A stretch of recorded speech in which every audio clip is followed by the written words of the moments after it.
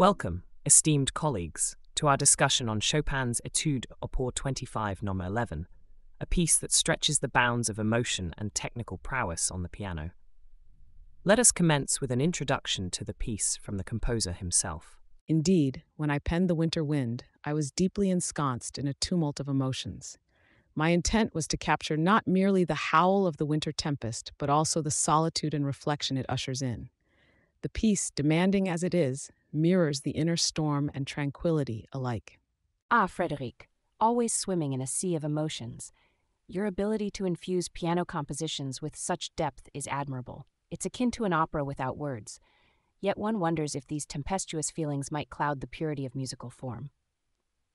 Wolfgang, even in your operas, do you not seek to stir the soul?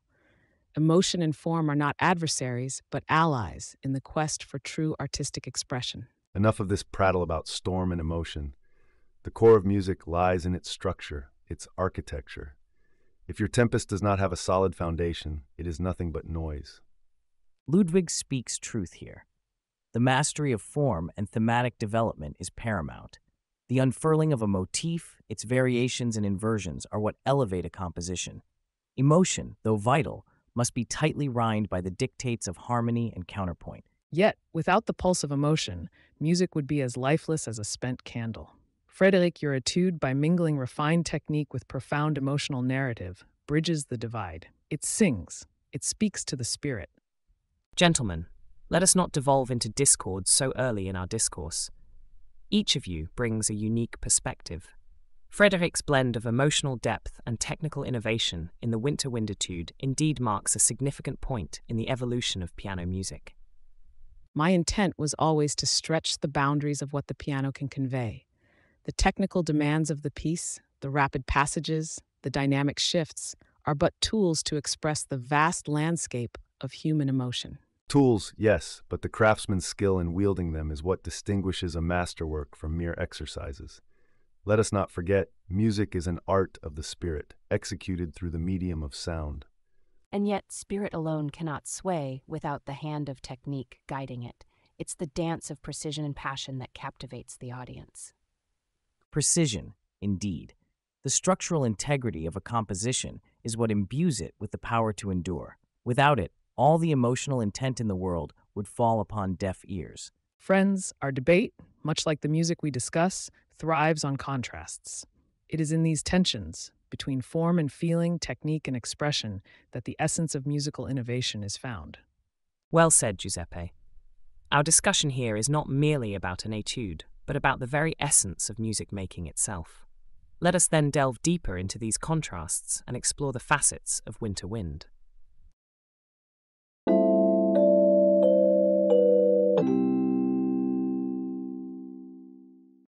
Let us commence with the emotional and pictorial depth of Chopin's Etude Op. 25 No. 11. Wolfgang, your thoughts? Ah, the winter wind, a tempest contained within the bounds of score, yet breaking free in every note. Its emotional landscape is vast, akin to the operatic spectacles I've birthed. There's a profound connection, almost palpable, between the performer's touch and the storm it unleashes. Ah, but Chopin here, he commands the elements. Opera Wolfgang? Bah! Nature, pure, unbridled nature in its most ferocious form. That's what speaks in this music. As in my pastoral symphony, but here there's no gentle stream, no merry gathering. It's the sheer, unadulterated power of winter. Yet amidst this tumult there lies a beauty, a solemn serenity. It's audacious, it's raw. Gentlemen, you flatter with your comparisons. This piece, it is but my attempt to translate the inexpressible. Winter, a season both of turmoil and transcendence. It's not just the technical acrobatics, but the emotion, the stark, raw beauty of winter's wrath and whisper that I sought to ensnare. But Frédéric, the way you've harnessed this emotion, it's theatrical. It's as if the keys themselves weep cold tears and then rage in the blizzard. It's a narrative without words. Silence, Wolfgang. The technical mastery Chopin demands in this etude eclipses your playful sonatas. It's not merely about the emotion stirred within the beholder, but the Herculean feat the performer must accomplish.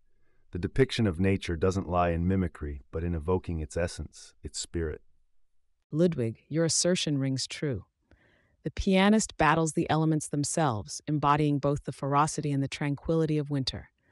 It's a delicate dance on the precipice of human capability. And yet, in this conversation of emotional tempests and technical temerity, let us not forget the foundation upon which such expression is built: structure, thematic development, the architectonic underpinnings of music. Your etude, Frédéric, while rich in imagery and emotion, is a testament to sophisticated musical construction. Indeed, Johann, the architecture of the piece, its rising and falling, its crescendos and decrescendos, mirrors the unpredictability of a winter storm. Each phrase, each passage is meticulously crafted to further not just the technical prowess of the pianist, but to deepen the emotive journey of the listener.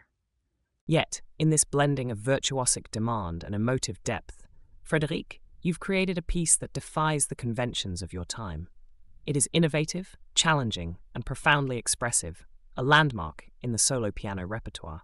While I often dwell in the realm of opera, the connection between Chopin's evocative powers and the emotive force of the human voice in aria cannot be overlooked. It is the same raw emotional connection, the conveying of an inner storm, that resonates in both mediums. Thank you, Giuseppe. It is the inner tempests, after all, that inspire the most poignant art.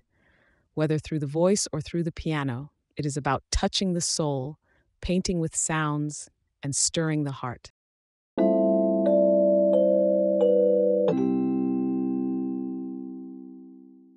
Let us delve into the technical demands and innovative techniques within Chopin's Opus 25, number 11. Frédéric, perhaps you could start by sharing your compositional challenges. Indeed, the winter wind is not merely a test of dexterity, but a quest for the soul's expression through the tempestuous nature of the piano. My intent was to transcend the technical boundaries that confined pianistic expression, integrating arpeggios that not only demand physical prowess, but also a delicate touch to convey the piece's emotional turmoil. Your talk of emotional conveyance through technical complexity is fascinating. In my compositions, I too employ intricate fugues and thematic inventions that require a high degree of technical skill, but always in service to a greater musical expression. However, I find your reliance on rapid arpeggios and the extreme use of the keyboard's range could overshadow the musicality with mere virtuosity. Johann, while I respect your mastery of counterpoint, the emotional depth I sought to achieve with this etude cannot be bound by traditional Baroque constraints. The technical elements are mere vehicles for emotional expression, not the end goal. Ha! Vehicles of expression, you say, Frédéric? I must interject. Is not the aim of all music to express profound human emotions? Your etude, whilst technically challenging, pales in comparison to the depth of emotional expression found in the hammerklavier. Technical prowess should serve the music, not dominate it. Ah, Ludwig, always so bold in your assertions. Yet is it not the evolution of musical expression that we all seek? My etudes, including the winter wind, invite the performer and audience alike to explore new emotional landscapes, made accessible through technical innovation.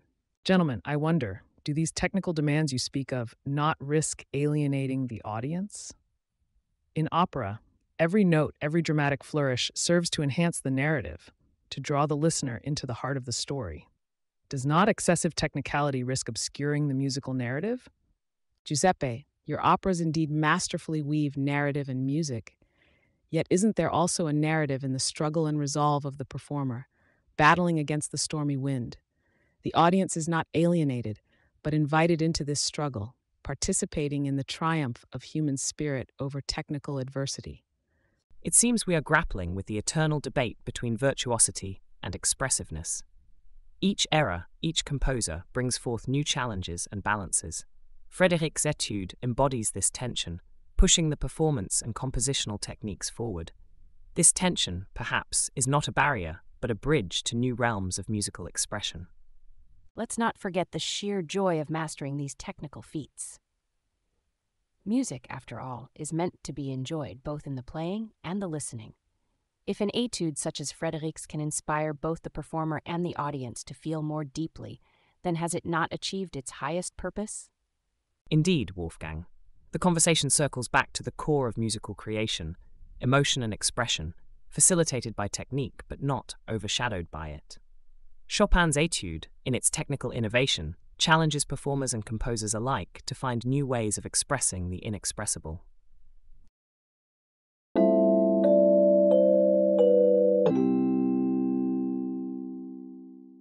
Let us delve into the significance of Chopin's Etudes, particularly Opus 25, No. 11, in the evolution of solo piano repertoire.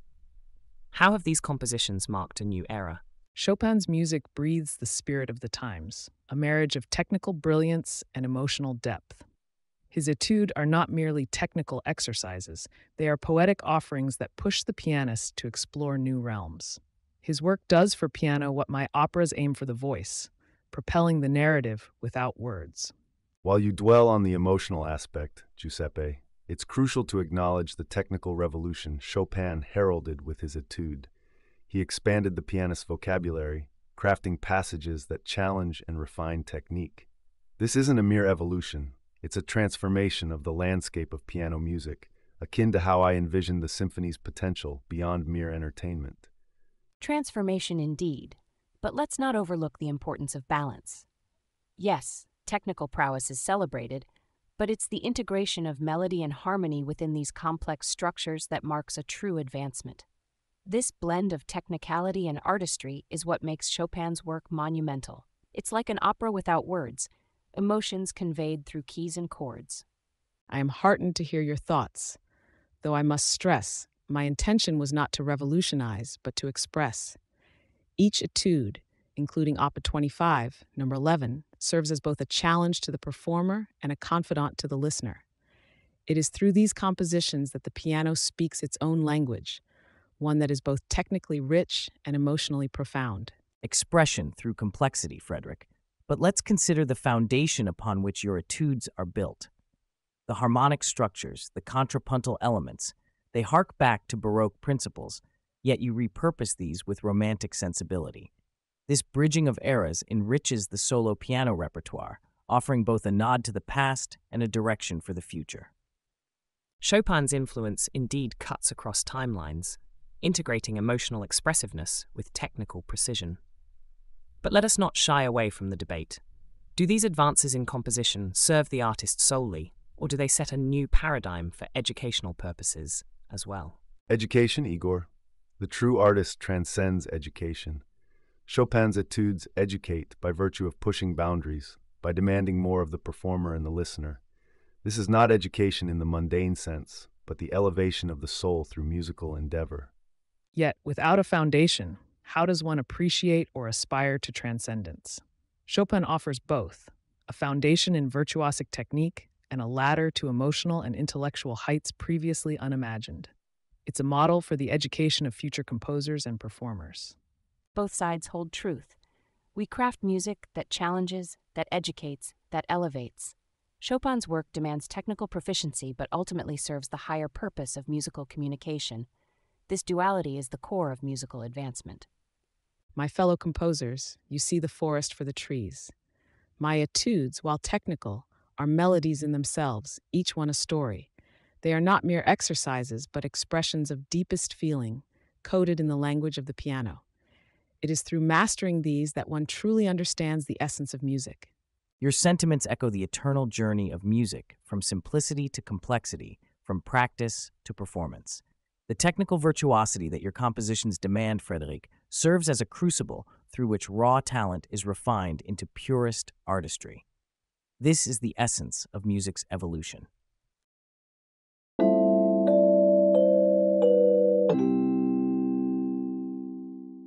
Let us delve into the structural complexity and thematic development of Chopin's Winter Wind.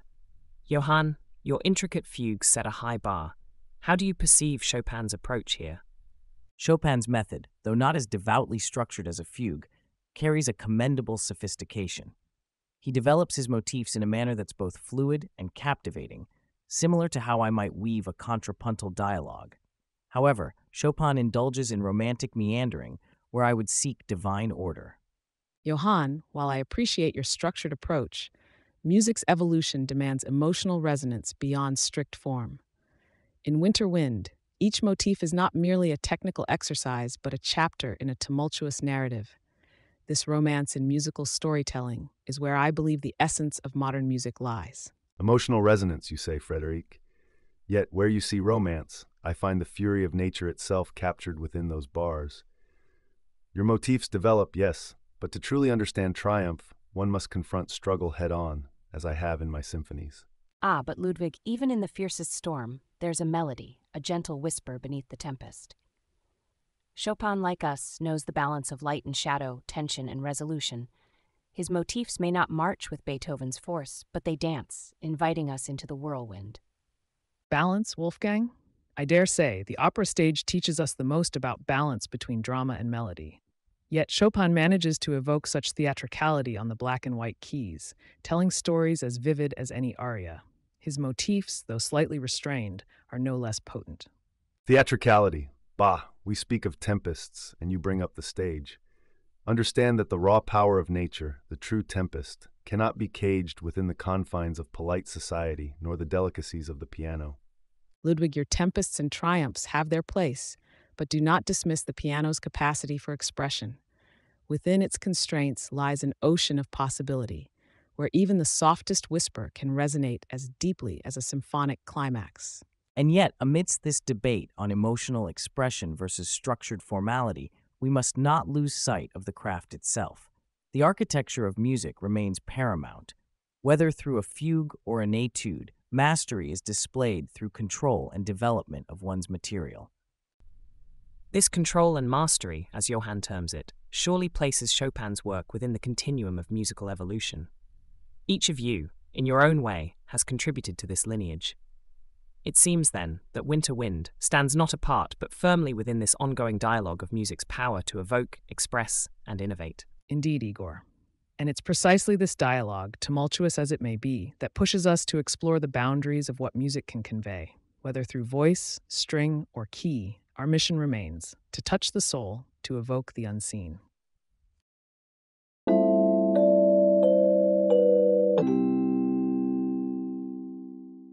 Today, we delve into the balance between virtuosity and expressiveness in music.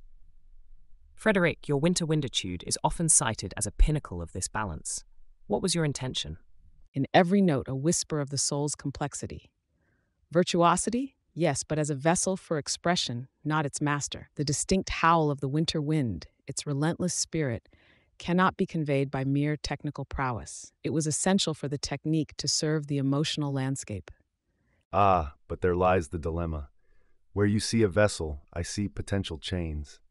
Virtuosity without profound expressiveness is mere gymnastics. The triumph of the human spirit, something I've wrestled with in my own symphonies, is not achieved through technique alone, but through its transcendence. Technique, virtuosity, these are but tools. Opera lives and dies by the emotion it elicits. If a pianist's fingers fly but his heart remains silent, what has he truly played? Chopin, in your work, the technical demands are steep, yet always at emotion's service. This I commend. My thanks, Giuseppe. The purest emotion requires the highest form of technical expression to translate the inaudible to the audible. Well, let us not forget, expression shapes the music as much as virtuosity. Techniques evolve, but the core of music, its ability to move, to touch the spirit, remains eternal. My compositions, though playful and light, carry the weight of human emotion through their melodies. Virtuosity for its own sake is an empty endeavor. And yet, structure and technique are the very foundation upon which expressiveness must be built.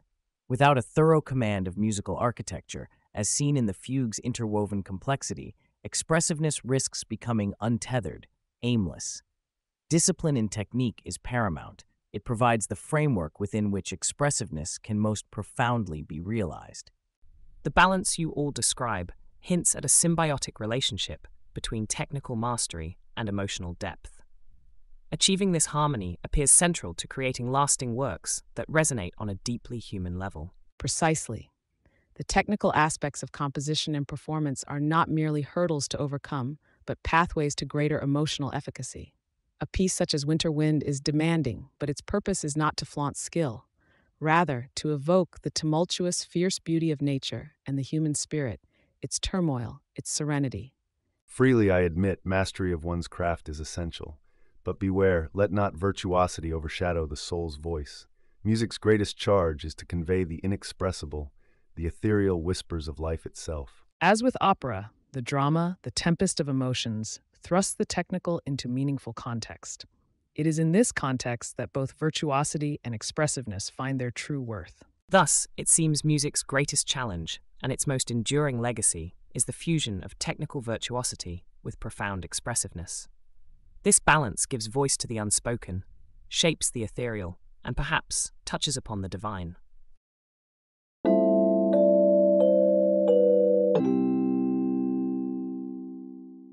Let us now explore the dichotomy between narrative and abstract music.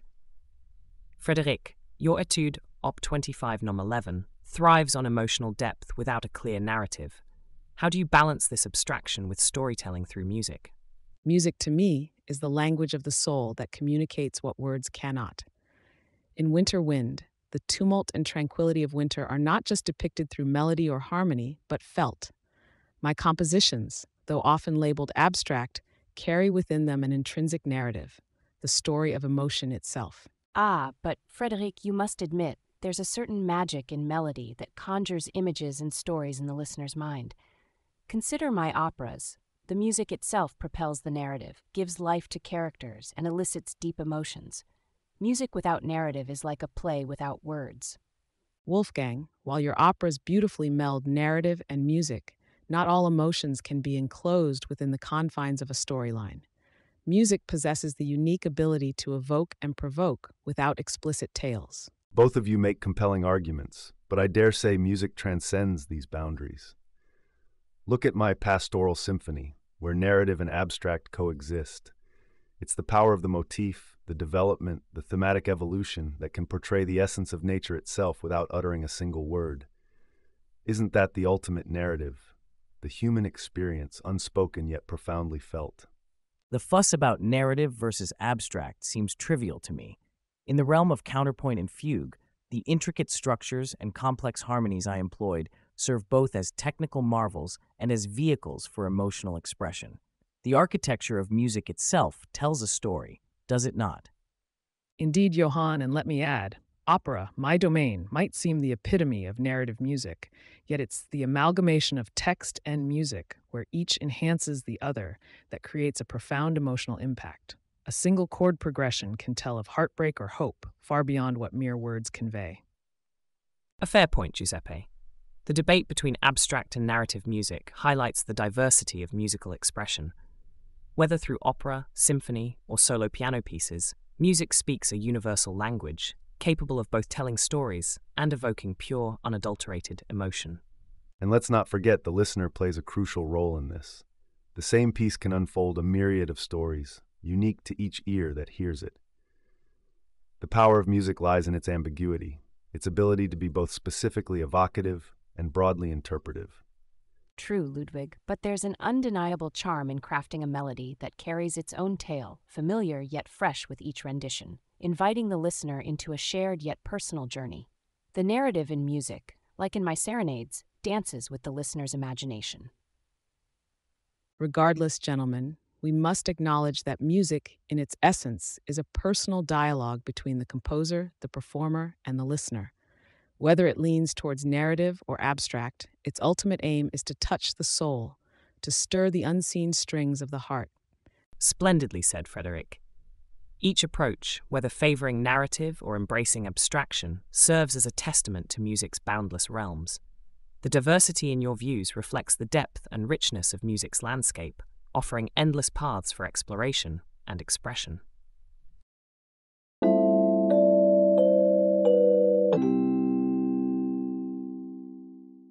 Our focus now turns toward the harmonic language of Chopin's Winter Wind. Frédéric, the sophistication of your harmonic explorations has not gone unnoticed.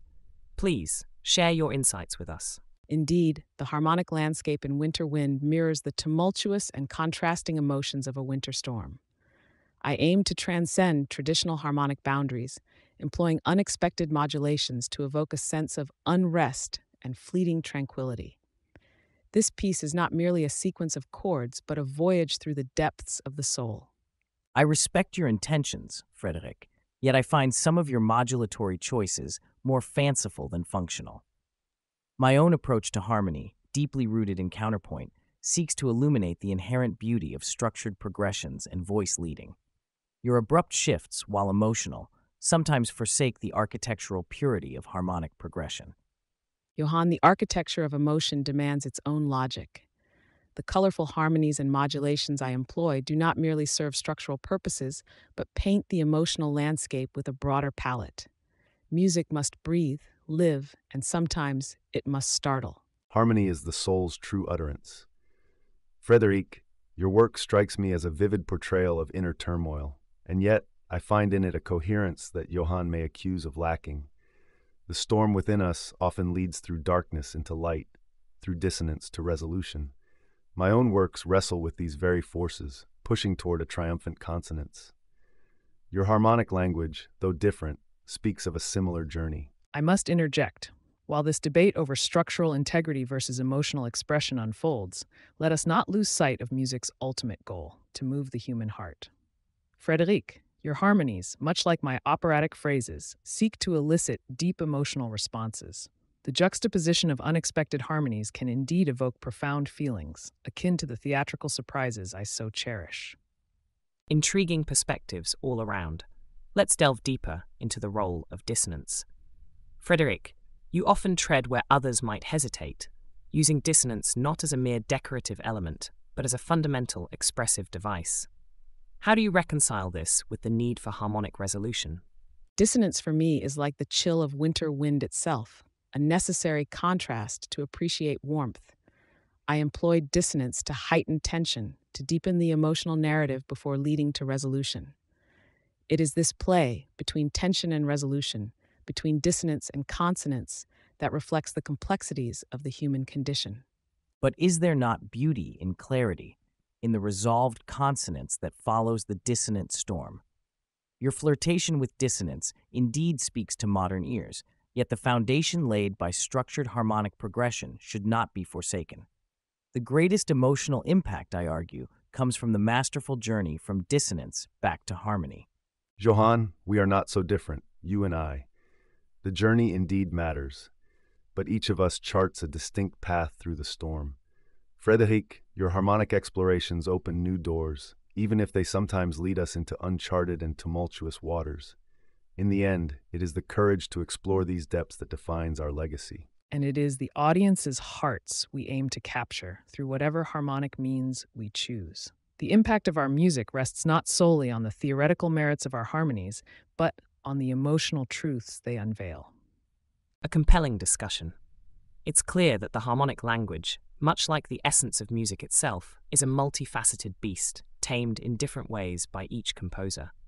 The dissonance that Frédéric embraces and Johann critiques, the journey Ludwig venerates and Giuseppe celebrates, all speak to the endless pursuit of expressing the inexpressible. Let us then embrace these differences, for it is through them that music continues to evolve and touch souls across eras.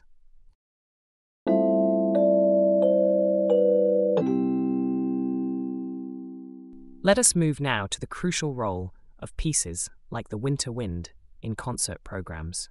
Ludwig, would you begin by sharing your thoughts on this subject? In the vast drama of a concert, every piece must carve its own destiny, much like in my symphonies. This etude, with its tempestuous nature, serves not as mere embellishment, but as a pivotal narrative arch, a clash of human will against the tempests of fate. Placing such a piece requires careful consideration. It does not merely fit anywhere. Ah, but Ludwig, you speak as if every composition must shake the heavens. Remember, the audience journeys with us through emotions vast and varied. This etude might stir the soul, but placed amongst lighter fares, it provides contrast, a piquant spice amidst the sweet. In opera, contrast is key to captivating the audience. This piece, if programmed with such artistry, achieves the same effect. Gentlemen, while your points are valid, I must interject. The winter wind is not just any storm. It is a reflection of the tempest within. Its placement in a program should reflect a climax of emotional introspection, not merely serve as a tool for contrast or narrative. Its performance, coming after a careful build-up, can be the very raison d'etre of a concert. I dare say, the structural and harmonic complexities of this piece do indeed demand it be placed where it can be most appreciated. Its intricacies are not merely for show, They are an exploration of the emotional and technical capabilities of the instrument. As such, it should follow pieces that prepare the listener's ear, much like a prelude to a fugue, leading to deeper understanding and appreciation. Surely, you all grasp at parts of the truth, yet miss the simple joy of music making. The winter wind, with its whirlwind of emotions and technique, needn't be so heavily burdened by our programming philosophies. Let it stand as a showcase of the pianist's virtuosity and the composer's genius. Where it fits is where it allows the audience to leave their earthly concerns behind and be swept away in admiration and sheer enchantment. It appears, then, that each of you views the placing of such a piece through the lens of your own experiences and intentions in composition and performance. This diversity of perspectives, though it may clash, enriches our understanding of music's role both on the stage and within the tapestry of human emotion. Let us bear in mind that the ultimate judgment of a piece's place in a concert lies not just with us creators, but with those who partake in its performance, the musicians and indeed the audience themselves.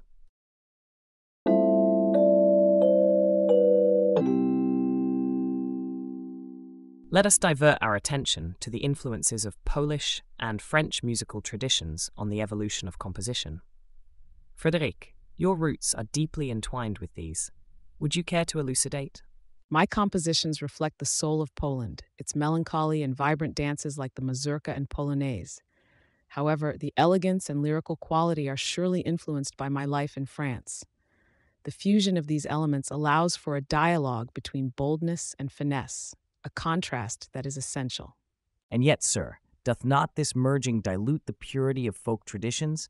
In my fugues and cantatas, each note, each harmony is dedicated to the glory of God, with no need for the amalgamation of styles for appeal. Johann, purity does not necessitate isolation. Art evolves by absorbing influences.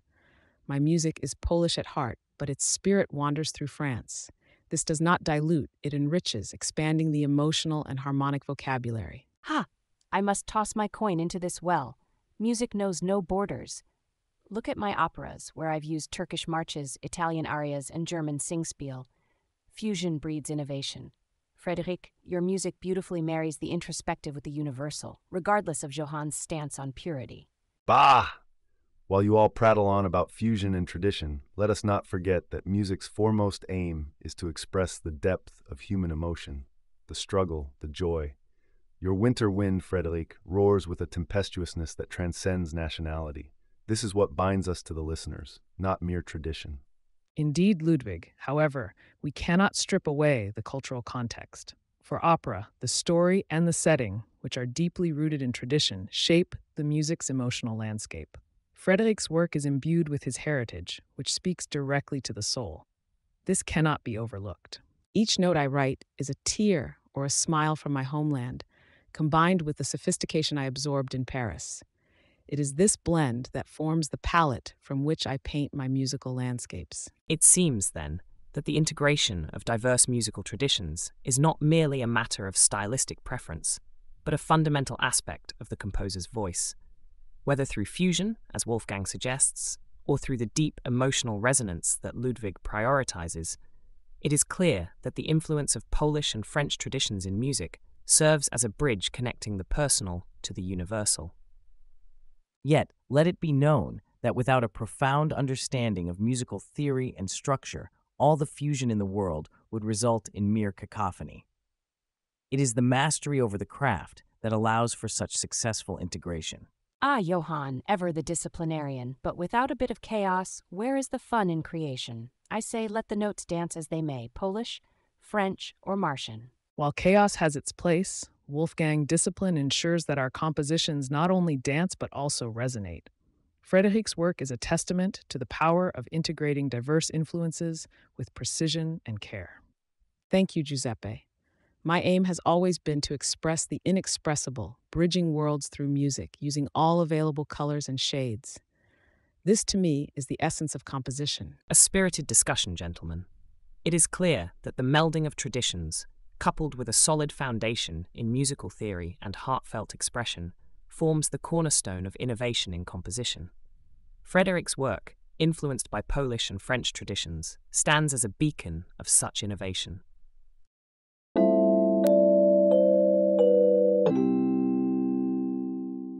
The future of piano composition and performance, where does it stand in the wake of such giants? Chopin, your groundbreaking works have charted new territories. What do you foresee? The essence of music beckons to the soul through innovation and emotional expression. My compositions sought not just to challenge the hands, but to broaden the minds of both performer and listener. I envisage a future where music continues to evolve, bridging the gap between heart-wrenching melodies and technical prowess. The piano will undoubtedly remain at the forefront of this journey, as it possesses the unique ability to mimic the orchestra and sing solo arias. And yet, technical mastery without deep musical understanding is like a ship without a rudder. Enduring works, those that survive the test of time, are rooted in a thorough grasp of musical theory and an intimate relationship with counterpoint. Bach's music, though centuries old, has educated generations. The future, I believe, will return to these fundamentals, even as it explores new sonic landscapes. Bah theory! While necessary, it's the emotional spirit that drives music forward. Look at my symphonies, each a testament to the triumph of the human spirit. The future lies not in mere technical evolution, but in how well music speaks to the human condition, battles with it, and ultimately elevates it. Chopin, you've skirted the depths of despair and soared through ethereal realms with your etudes and preludes. That's the beacon for the future. Let's not forget the role of narrative. Opera bridges the gap between story and sound, demonstrating that music, when married to narrative, touches the soul in profound ways. The piano, though lacking the human voice, can and should tell stories just as vividly. Chopin's works are narratives in their own right. The future will demand composers who are storytellers as much as they are musicians. Stories, emotions, yes, but let's not abandon the joy of music, the dance, the laughter in the notes. The future of music must keep alive the spark of playfulness and invention.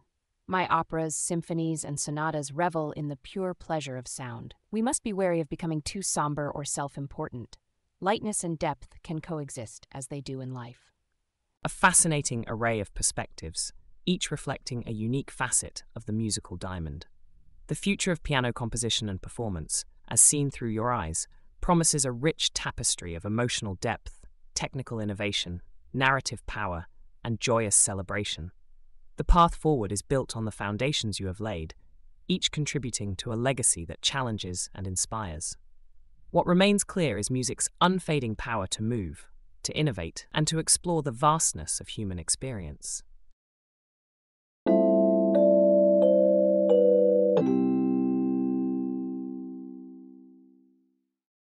Let us draw this discussion to its zenith.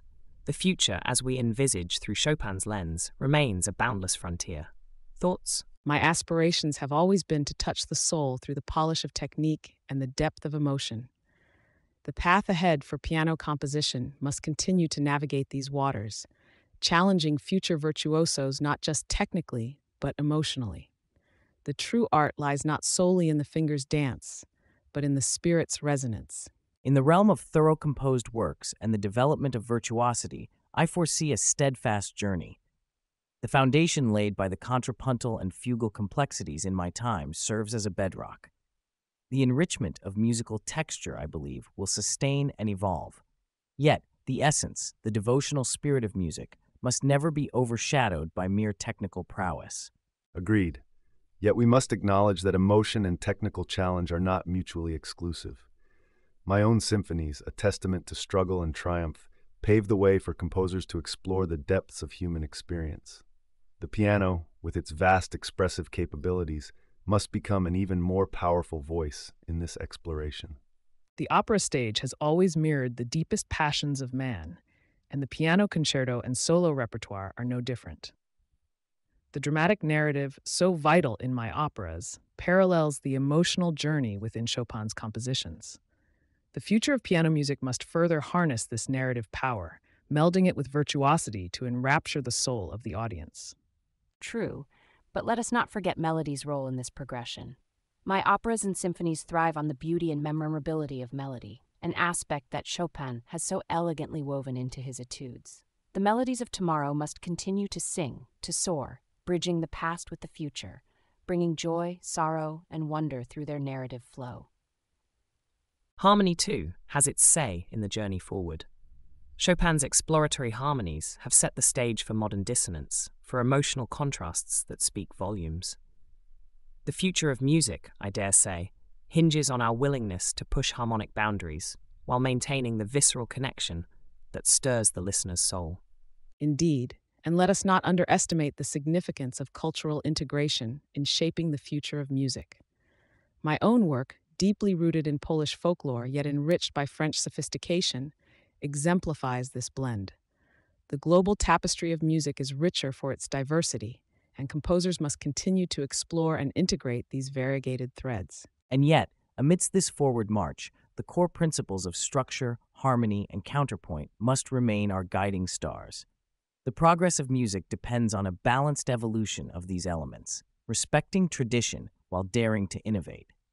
Let us also consider the role of technology and changing societal norms in shaping the future of music performance. The concert hall experience, the intimacy of salon performances, each has its place in disseminating our art. But we must adapt, exploring new forums and formats for sharing our work. As I have always believed, music is the universal language of human emotion. Its future, therefore, complex and intertwined with the human experience, must continue to evolve, just as humanity does. This evolution, fueled by passion and discipline, promises a future as profound as our most ambitious dreams. Thus, our collective journey, the synthesis of past wisdom and future vision, continues. Chopin, through his opus, has laid down a gauntlet, challenging us to envision and craft the next chapters in the grand story of music. Let his legacy inspire us all toward greater heights of innovation and emotional depth. My sincerest hope is that my contributions, however modest, will inspire future generations to find their unique voice in the vast expanse of musical expression. May the dialogue between composer, performer, and listener remain forever vibrant, pushing the boundaries of what we conceive to be possible in music. With these reflections, we conclude our discussion. The essence of Chopin's work, a resonant call to innovation, emotion, and expression, will undoubtedly echo through the ages. Let us all, in our endeavors, strive to answer this call with the same fervor and commitment to artistry that has brought us together today.